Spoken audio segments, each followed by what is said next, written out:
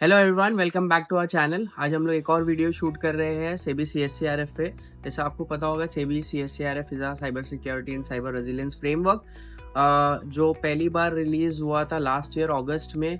And there are 3 और 4 of 31st December, 31st March, June and August. So this is the fourth time we have got a time, और 4 बार already extend हो चुका है और अभी इसकी लास्ट डेट है 31st of August 2025.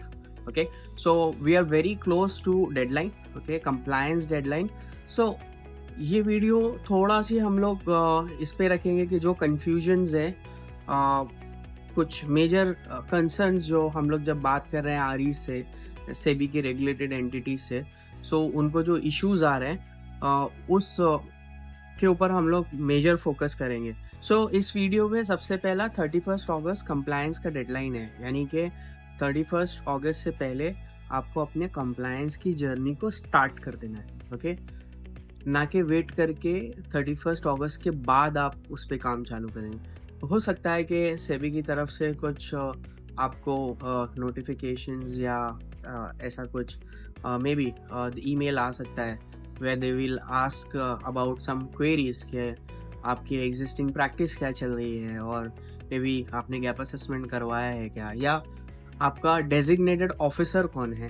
ओके, सो ये सारी क्वेरीज आ सकती है, और with the help of that SEBI will understand कि आपने कंप्लायंस डेडलाइन से पहले जर्नी स्टार्ट की है या नहीं की है। और वैसे भी जब साल का लास्ट में ऑडिट होगा तो ऑडिट में auditor will ask you about, auditor हर एक चीज़ की बारीकी से जब असेसमेंट करेगा तो वो आपसे पुराने एविडेंसेस मांगेगा। जैसे आईटी कमेटी का मीटिंग का आपको एमओएम देना है, तो आप कोई बैकडेटेड एंट्रीज नहीं बना सकते हो, तो वहाँ ऑडिटर अपना पॉइंट लिख देगा कि आपने कंप्लायंस डेडलाइन से पहले काम शुरू किया था या नहीं किया था। ठीक है, तो ये एक सबसे बड़ी क्वेरी हो गई। एंड ऑडिट पीरियड जो शुरू होता है वो 1 अप्रैल 2025 से 31 मार्च 2026 है।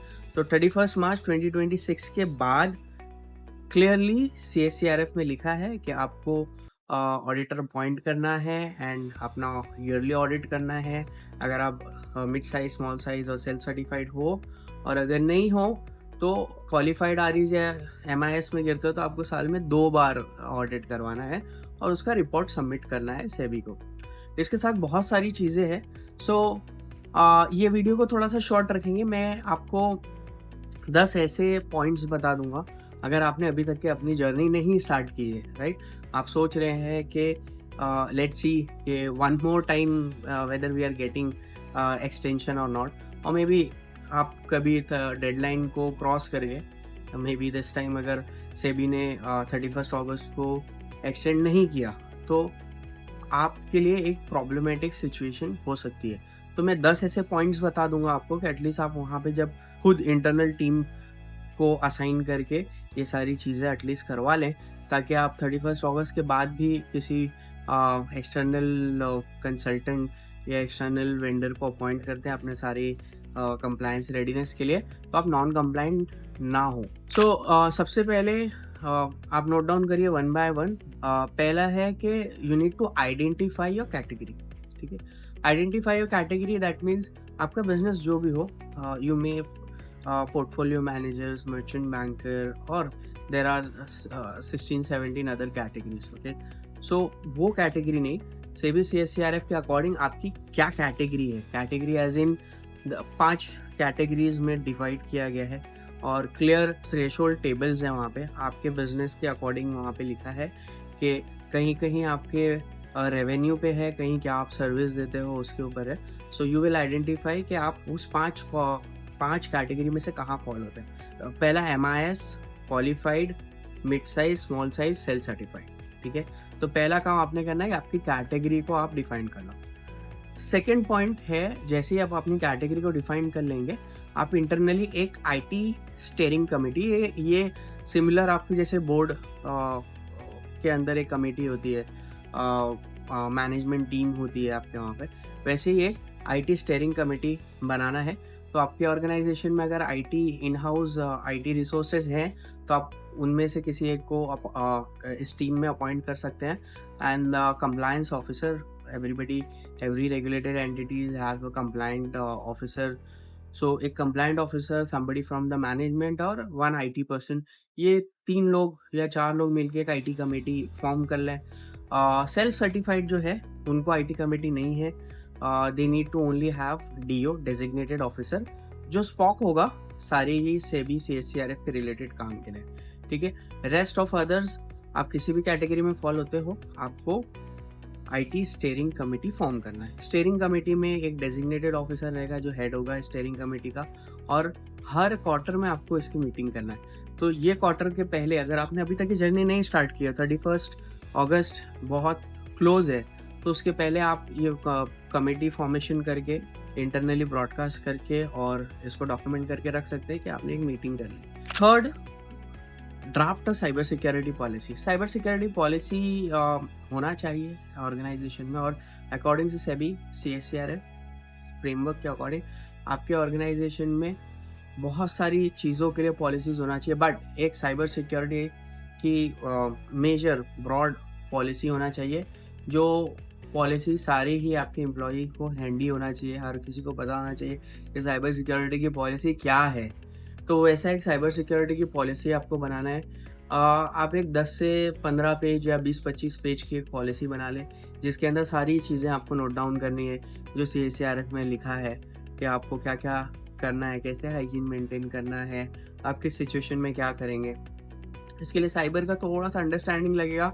आप थोड़ा गूगल करोगे तो बहुत सारी सैम्पल पॉलिसीज़ आपको मिल जाएगी, ऑल्दो पॉलिसी इतनी करेक्ट नहीं होगी, लेकिन हम लोग ये सिर्फ डेडलाइन से थोड़ा पहले हैं और हम लोग नॉन कंप्लाइंस ना हो जाए कि हमने कुछ स्टार्ट नहीं किया, तो आप ये स्टार्ट कर सकते हैं। Later on if you will tomorrow appoint somebody, वो उसको अमेंड करके ही will do the perfect policy for you.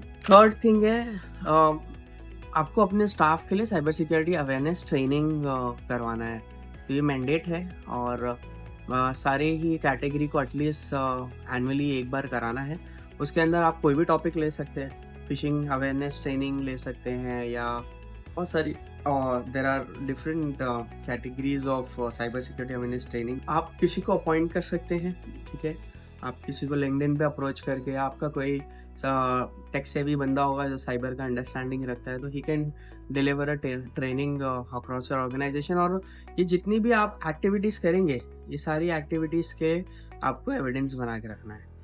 Then identify the critical assets. आपके ऑर्गेनाइजेशन में क्रिटिकल एसेट्स क्या क्या है, जैसे लेट्स से फॉर एग्जांपल आपके इन हाउस सर्वर्स होंगे, ठीक है, आपके क्लाउड पे सर्वर्स होस्टेड होंगे, और मे बी आपके अदर क्रिटिकल एप्लीकेशन जो सारी यूज़र्स उससे कनेक्टेड होंगे, वैसी क्रिटिकल एप्लीकेशंस क्रिटिकल एसेट्स को आपको नोट डाउन करना है।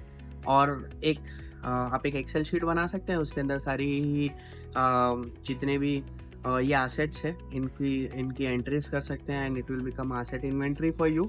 और आपको एक एविडेंस बना के आप रख सकते हो कि आपने एक एसेट इन्वेंट्री मेंटेन की है, जो आप एवरी क्वार्टर या एज एंड व्हेन जब नया सिस्टम आया वो सिस्टम को उसमें ऐड कर देंगे। सो इस तरीके से आप एक एसेट इन्वेंट्री एक मेजर पॉइंट है जो आप अपने you can do it your own. Fifth one was asset inventory. Then छठा आप कह सकते हो कि मैं रिकमेंड करूँगा कि whoever in your organization, in your IT committee जिसकी रीडिंग अच्छी है, tell them to read 204 pages of CSCRF which is available on Google. Just Google it, Cyber Security and Cyber Resilience Framework 2024. You will get a PDF. Read those things, and the second part which is standard. Okay, so let's say if your category is mid size, ठीक है, तो mid size के लिए आपको वो सारे standards को एक एक्सेल शीट में उतार लेना है, और उस एक्सेल शीट के अंदर आप फिल्टर लगाइए कि आपको कितने स्टैंडर्ड्स एप्लीकेबल है। तो मिड साइज को आई बिलीव 118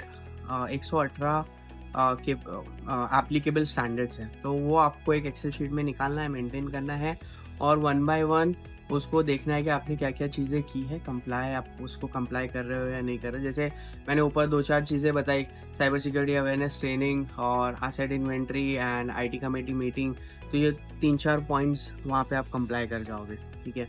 सो इसी तरह आप 7वां पॉइंट कंसिडर कर सकते हो, आपको एक external cyber security consultant hire करना चाहिए. Start evaluating that external cyber security consultant which is mandate for all R. Okay, तो आपके पास कोई साइबर सिक्योरिटी का अंडरस्टैंडिंग रखने वाला कंसल्टेंट होना चाहिए. बेसिक सर्टिफिकेशन CH, CISM और सीज़ा, ये सारी सर्टिफिकेशंस होनी चाहिए, ताकि इन सब सर्टिफिकेशन से ये समझ में आता है कि उसको अंडरस्टैंडिंग है और प्रायर एक्सपीरियंस थोड़ा इवैल्यूएट कर लें एंड उसको ऑनबोर्ड कर लीजिए. Then finally 8th point would be let them do your exercise. जो आपने किया है उसको प्रॉपर करेगा. ओके, प्रॉपर करने के बाद finally he will filter out a critical asset for organisation और मे be you can appoint them in steering committee. Steering committee में अपॉइंट होने के बाद फाइनली आप किसी वेंडर को अपॉइंट कर सकते हो जो VAPT आपके लिए करें. तो वर्नेबिलिटी असेसमेंट, पेनिट्रेशन टेस्टिंग बहुत इंपॉर्टेंट एक मैं बोल सकता हूँ एक कंट्रोल है CSCRF में, जो आपको बहुत केयरफुली आइडेंटिफाई करके फिर किसी वेंडर को देना है एंड देन वो करवाना है. VAPT होगा, VAPT के पॉइंट्स क्लोज होंगे एंड देन रिवैलिडेशन होगा और सबमिशन होगा. Similarly last but not least, यही जो पहले मैंने कंफ्यूजन आपका क्लियर किया था कि दो चीज़ें, ऑडिट पीरियड क्या है. तो ऑडिट पीरियड 31 मार्च को आपका कंप्लीट होगा. आप फिर एक एक्सटर्नल एंटिटी को अपॉइंट करेंगे. He will become external auditor for you. Okay, वो इसी सारे पॉइंट्स को चेक करेगा और देन आपको एक रिपोर्ट देगा जो आपको सेबी को सबमिट करना है. तो आई थिंक पहले 7 पॉइंट्स जो है वो आप खुद से कर सकते हैं. ठीक है, थोड़ा सा आपको रिसर्च करना पड़ेगा गूगल पे. और मैं इसलिए ये वीडियो बना रहा हूँ कि कभी 31 मार्च आपने क्रॉस कर दिया, okay, they may be different reasons कि आप वेंडर इवैल्यूएट नहीं कर पाए और प्राइसिंग के नेगोशिएशन में, बिकॉज अभी गवर्नमेंट हॉलीडेज और ये सब आ रही है. तो अगर वो क्रॉस हो जाता है तो एटलीस्ट आपके पास ये सारी चीज़ों की एंट्रीज होगी जो आप ऑडिटर को पहले दे सकते हो कि हमने 31 अगस्त से पहले अपनी जर्नी स्टार्ट कर दी थी. ठीक है, सो मैं वापस से रिपीट कर देता हूँ 7 पॉइंट्स जो आपको खुद से आप कर सकते हो. Identify your cyber security category. MIS है कि क्वालिफाइड है, मिड साइज है, स्मॉल साइज है, सेल्फ सर्टिफाइड है. आप सेकेंड पॉइंट, आप IT स्टीयरिंग कमेटी फॉर्म कर सकते हो और at least hold 1 meeting and with along with the evidence. Draft cyber security policy, 3rd number. 4th number, schedule cyber security awareness training for your staff. Create asset inventory by defining the critical assets. Then at least somebody read the CSCRF, the whole 204 pages, and filter out the standards as per your category, and ultimately you will get one Excel sheet, and then one by one you can check whatever you have already in your organization or whatever you need to be implement. Then उसके बाद आप एक cyber security consultant higher करिए और फिर ultimately for VAPT and cyber audit you can appoint somebody. So this is how you need to complete this, and I think this video will be helpful for you. Okay, and thank you for watching this video. Bye.